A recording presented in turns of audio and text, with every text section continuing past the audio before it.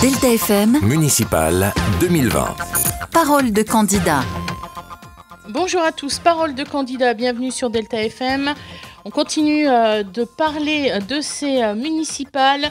C'est bientôt le premier tour des élections. On a Jean-Louis Gadea aujourd'hui à notre micro. Bonjour. Bonjour. Et évidemment pour m'accompagner toujours Rémi Foulon, rédacteur en chef du Phare Dunkerquois du Journal des Flandres. Bonjour Rémi. Bonjour Florence. Allez, on est parti.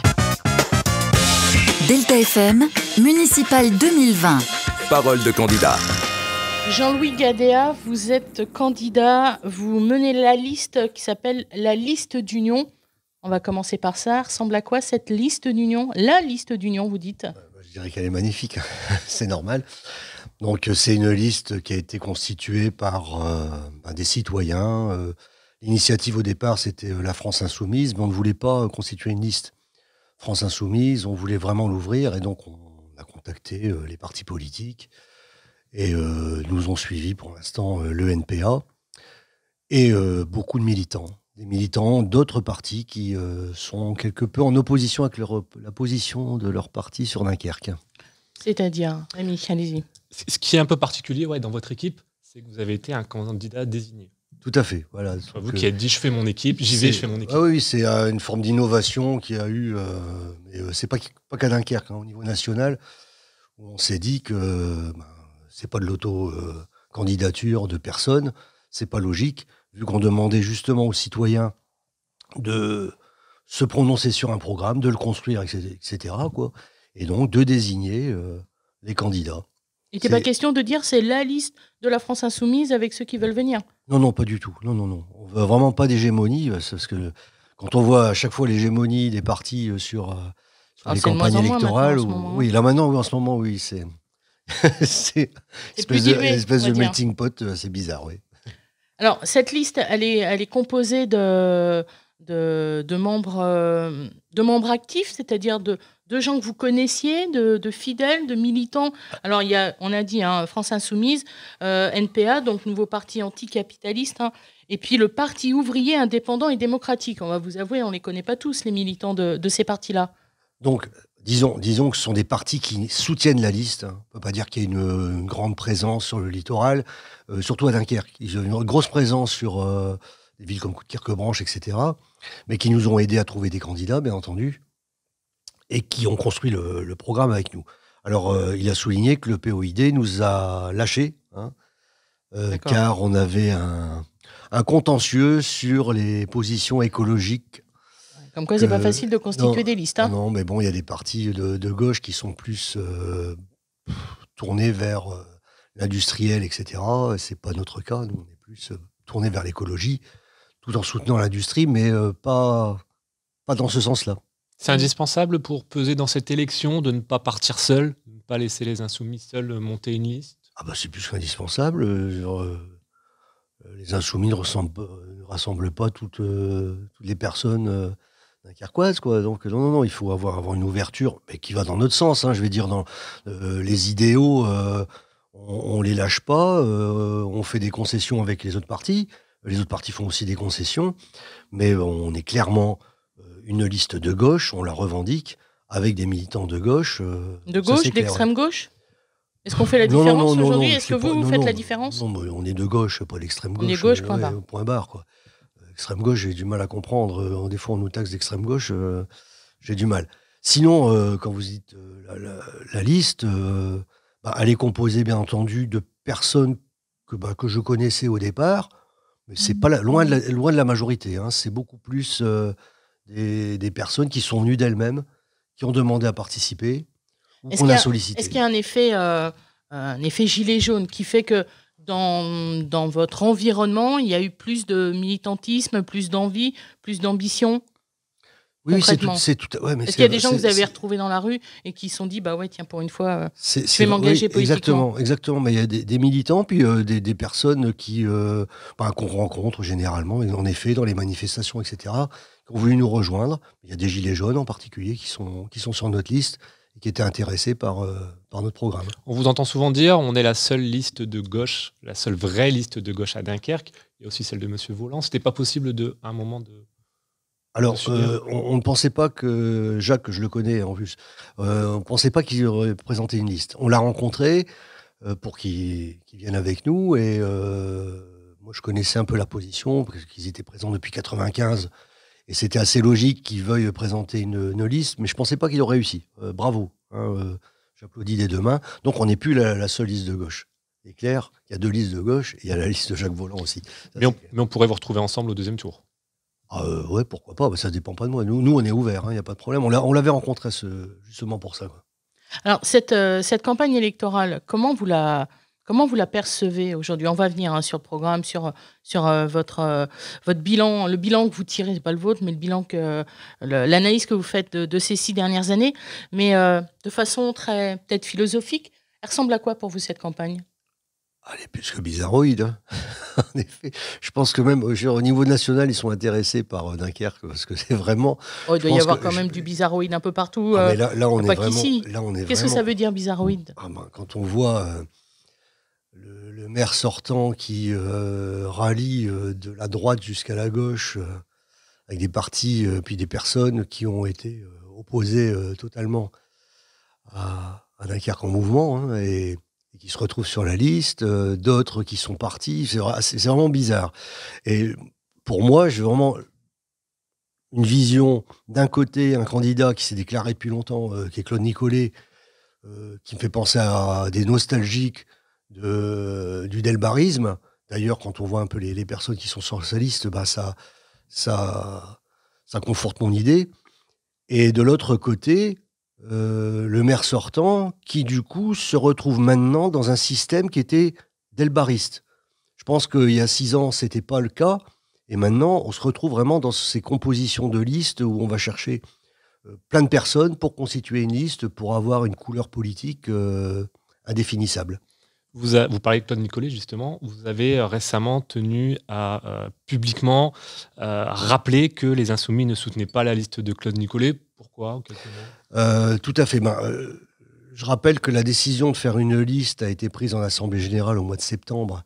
Donc de ne pas rallier ni Claude Nicollet, ni Patrice Vergrit, hein, parce qu'on les avait tous rencontrés pour discuter avec eux, voir leur programme et voir ce qu'ils proposaient.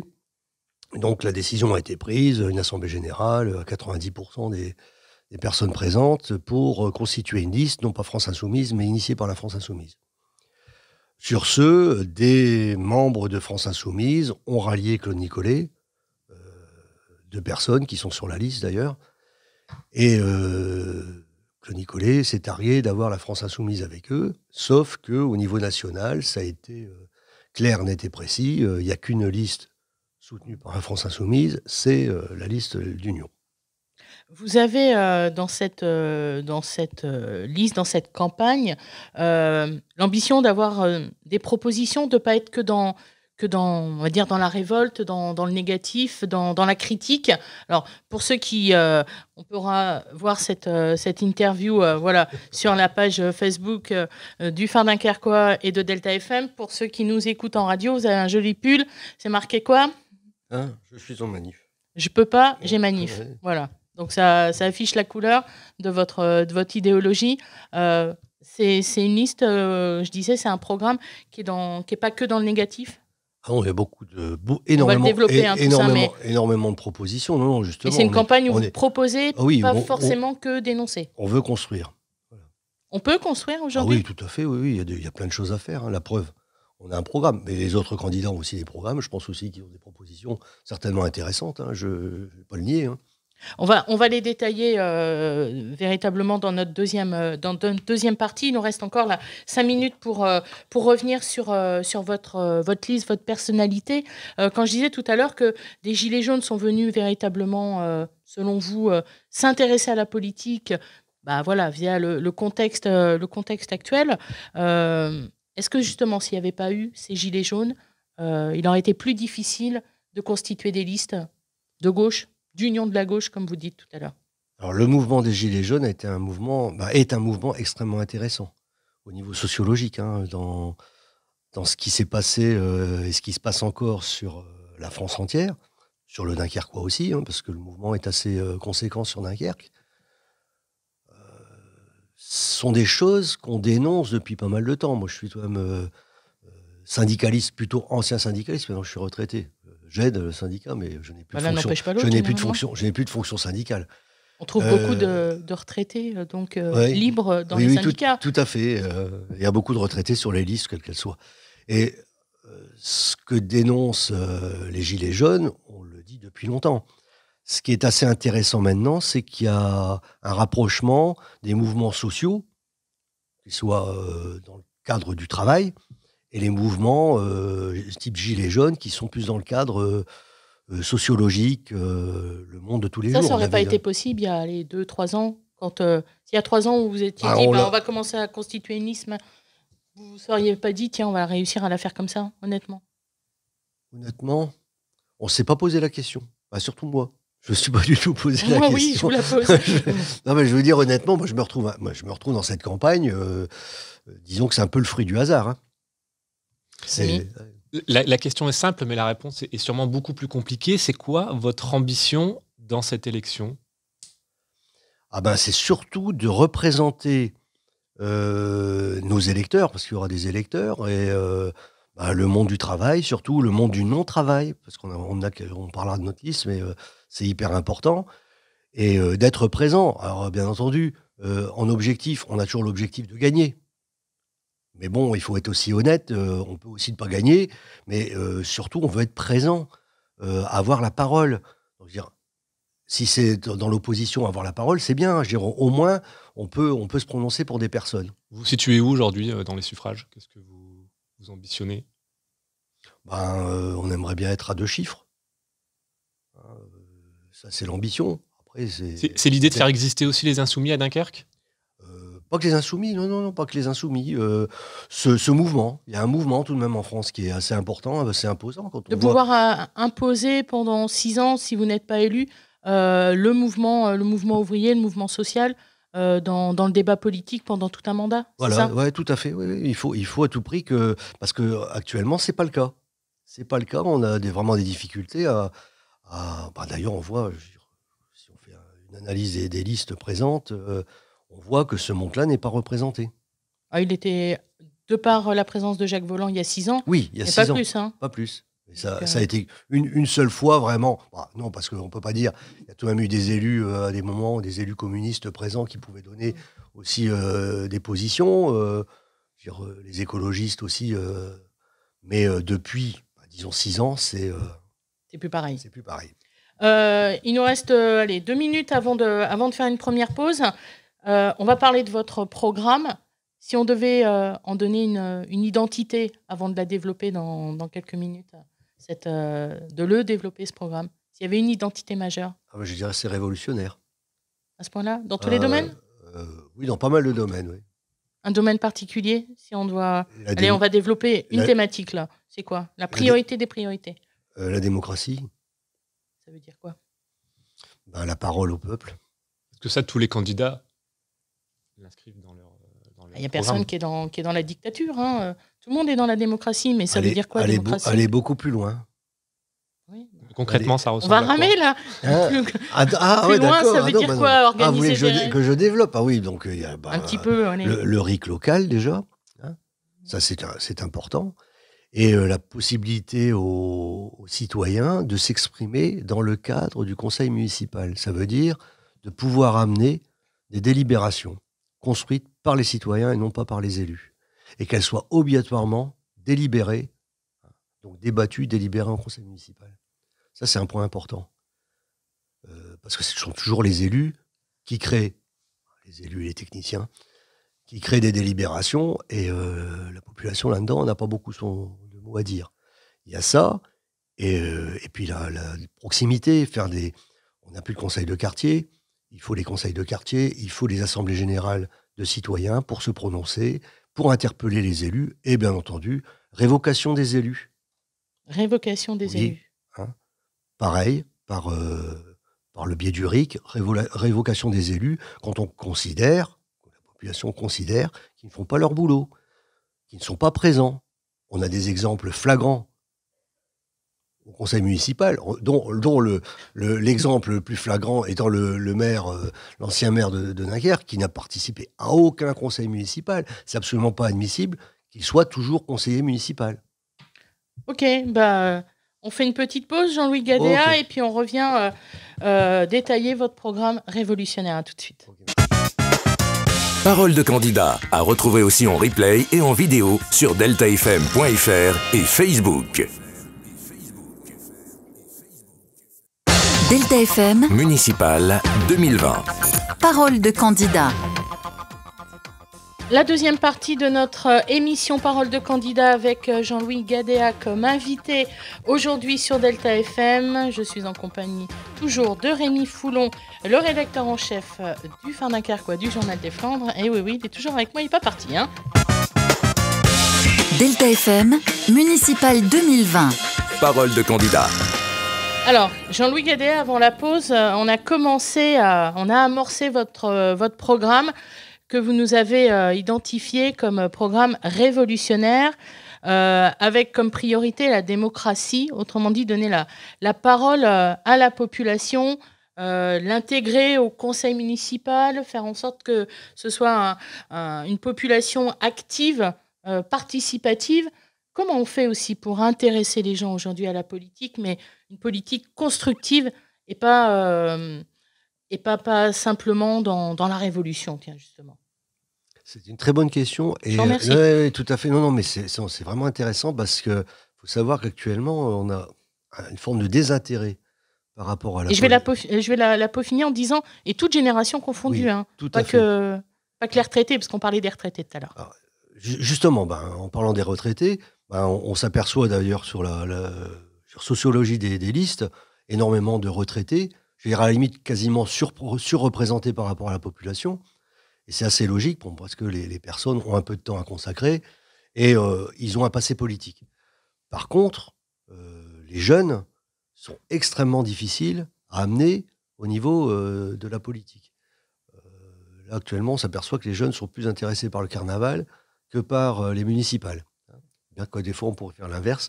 Et bref, c'est un peu d'humour, mais il y a des jeunes qui ne s'intéressent absolument pas, mais vraiment absolument pas à la politique. Il y en a qui s'y intéressent, mais qui s'y intéressent, je vais dire, de manière un peu plus extrême, en disant on ne peut plus passer par des élections, on ne peut plus passer par des partis politiques, il faut tout renverser, etc. Hein. Bon, c'est un petit peu. Parce que faire de la mais politique, des activistes, c'est toi, quelques vouloir activistes, hein. s'intéresser aux autres. C'est pas de l'altruisme, sinon ça sert à rien. On est d'accord. La politique, c'est la chose publique. Hein. C'est Rémi, extrêmement important. Hein. Rémi voulait dire quelque chose. Oui, vous parliez des jeunes. C'est quelque chose qui vous intéresse. Dans votre programme, en tout cas dans vos idées, vous regrettez que durant ce mandat, qu'il n'y ait pas suffisamment d'action envers les jeunes. Pourtant, il y a quand même eu la création du Festival à Bonaventure, il y a quand même eu la création de la Bib, il y a quand même l'annonce là d'une école d'ingénieurs qui va débarquer à la rentrée. Vous trouvez que c'est pas suffisamment, vous trouvez que c'est pas suffisant pour les jeunes? Ce sont des bonnes choses. On lutte pour un festival sur Dunkerque depuis des décennies. C'est arrivé. Après, on peut s'interroger sur la place des artistes dunkerquois dans ce festival. C'est une question. Et puis, nous, on a une proposition parallèle à ce festival pour mettre en avant les talents dunkerquois. Un festival sur la longueur, sur peut-être 3 ou 4 mois, ouvert à tous les artistes, pas que de tous les arts, hein. C'est même culinaire, etc. Une espèce de festival intemporel. Développer de la culture pour créer plus de liens sociaux. Voilà, et puis faire participer les commerçants, tous les lieux culturels, etc. Et sur du temps. Ça peut être vraiment intéressant. C'est pas. C'est comme ça qu'on fait émerger de l'intérêt politique. Déjà, oui, mais la culture amène à la politique, quand même. Hein. C'est la conscience qui amène à la politique. On essaie d'éviter, justement, dans cette société actuelle, d'avoir de la culture. Hein. Si ce n'est devant un écran de télévision avec des émissions, je vais pas être vulgaire, mais disons farfelues, hein, qui hypnotisent les regards. Bref, c'est pas intéressant, ça. Alors, je vais essayer de rebondir pour continuer à développer votre programme. Vous parliez de jeunes. Ces jeunes, il faut les faire en sorte qu'ils restent sur le Dunkerquois. Donc, ça passe par de l'emploi, ça passe aussi par du logement. Et vous, dans votre programme, le logement, c'est quelque chose d'important. Vous voulez créer des centaines de logements sur Dunkerque, parce qu'on est bien à Dunkerque, je le rappelle. Vous développez l'idée du permis de louer. C'est quoi ? Alors, le permis de louer, c'est extrêmement important. Ça, c'est un point aussi, un des points fondamentaux de notre programme. Faut savoir que sur le Dunkerquois, on a énormément de logements insalubres, je veux dire, limite vivables, que ce soit dans le cadre du privé, les marchands de sommeil en particulier, mais aussi dans le cadre des bailleurs sociaux. Actuellement, on a des cas, vous voyez, vous en faites référence souvent au niveau de l'antenne ou dans les journaux, c'est important. Et le permis de louer, ça serait une obligation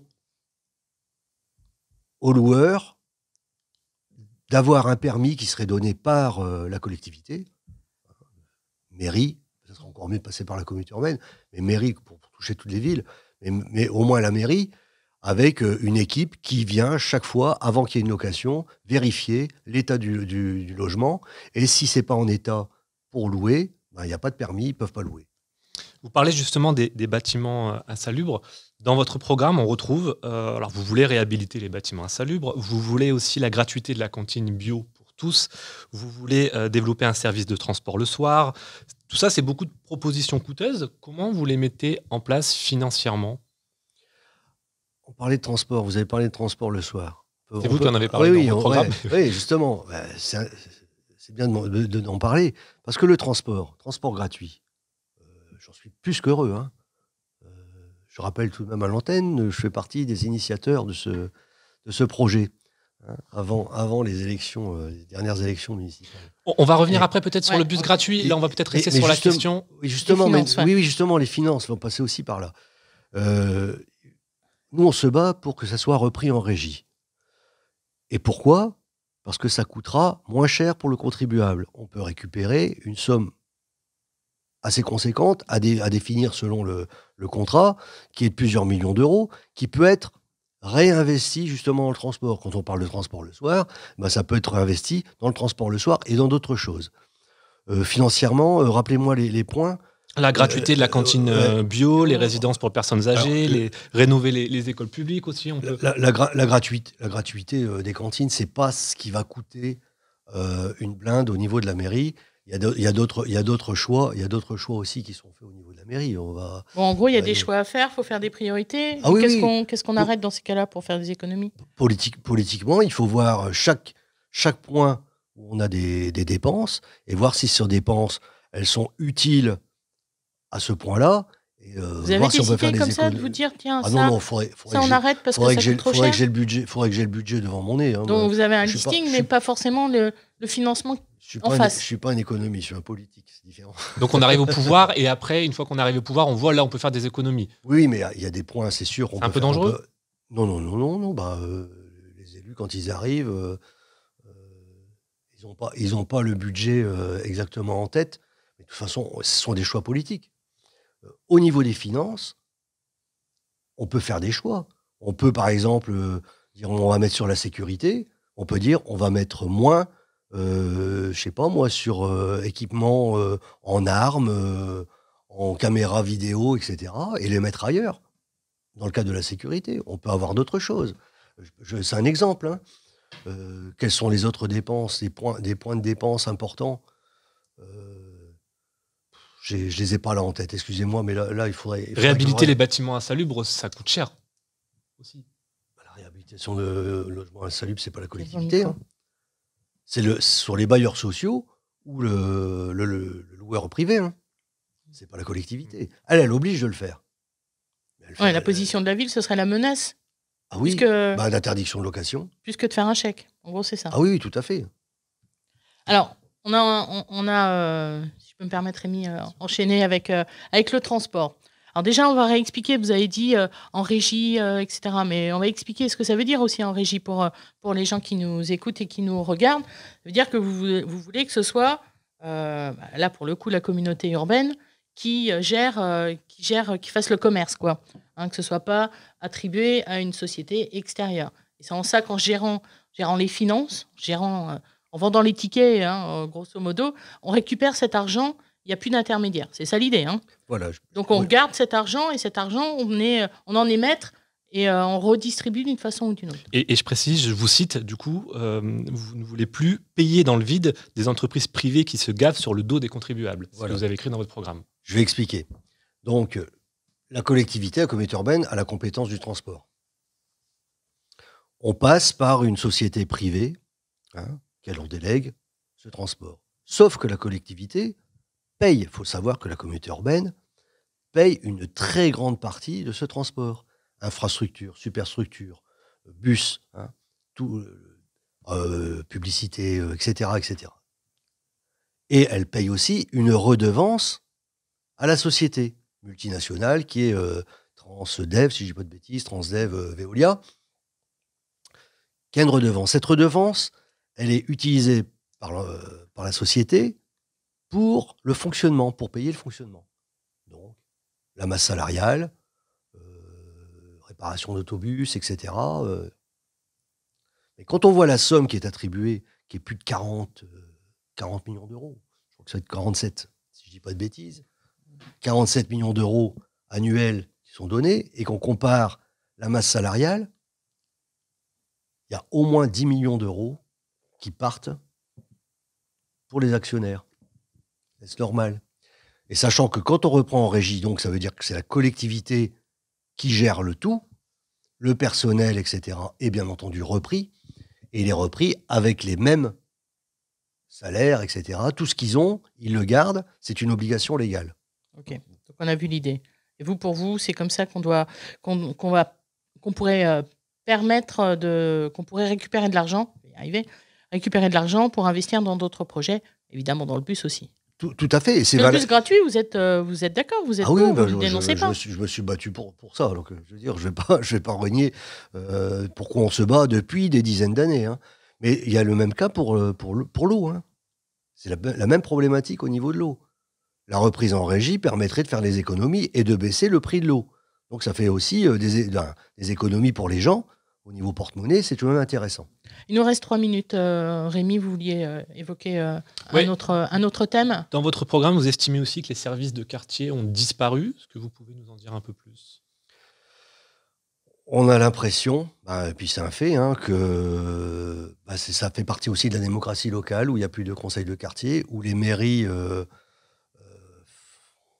ont perdu beaucoup de compétences, et on propose qu'il y ait vraiment des services de quartier au plus proche des quartiers, même au niveau de la police municipale, une forme d'îlotage, être plus proche des personnes, etc., qu'une centralisation sur Dunkerque centre, quoi. L'écologie, l'emploi, on n'a pas parlé de l'emploi, mais allez-y, l'emploi, l'écologie, il vous reste 2 minutes 30. L'écologie, c'est un des points les plus importants. Alors, simplement, nous, toute décision qui doit être prise par le conseil municipal, toute décision doit passer par le prisme de l'écologie. Donc ça veut dire, quelles sont les répercussions sur la décision qui est prise au niveau écologique ? Pour tout. S'il y a une décision... Il y a des conséquences qui peuvent mettre des freins à des projets. Oui, il faut voir comment on peut faire autrement. Mais il y a des points, l'impact carbone pour tout ce qu'on fait est important, et voir comment on peut faire de manière que ça soit écologique. C'est une déception de ne pas avoir reçu le soutien de Europe Écologie Les Verts ? Ah oui, tout à fait. Tout à fait. Et puis du Parti communiste aussi. Ça a été vraiment 2 grosses déceptions. Et du coup, on a récupéré des militants écologistes renommés qui sont sur notre liste. Et l'emploi en une petite minute. Alors, je sais bien qu'une minute, c'est pas beaucoup pour l'emploi, mais comme tout le monde a plus ou moins une même philosophie, la vôtre, c'est... Alors, l'emploi, je vais être honnête, ça se règle pas totalement, loin de là, par la collectivité. Par contre, la collectivité peut mettre en œuvre pas mal de choses pour aider. Je ne vais pas dire pour créer. La création, elle peut se faire par le biais justement de reprises de services en interne, de création aussi de services. L'écologie aussi peut créer quelques emplois. Je ne vais pas dire que ça va, parce que au niveau... C'est utopique de dire que c'est le maire qui crée de l'emploi. Ah oui, totalement. Je le dis franchement, non, c'est pas le maire qui crée de l'emploi. Il peut aider. On peut faire en sorte d'accompagner aussi, de voir et de pousser quelquefois les entreprises Dans les marchés publics aussi, c'est hyper important. Voir dans les marchés publics de la collectivité comment on met en œuvre dans l'offre de marché public une obligation qui est de l'emploi local et non pas des emplois qui viennent de pays extérieurs, quoi.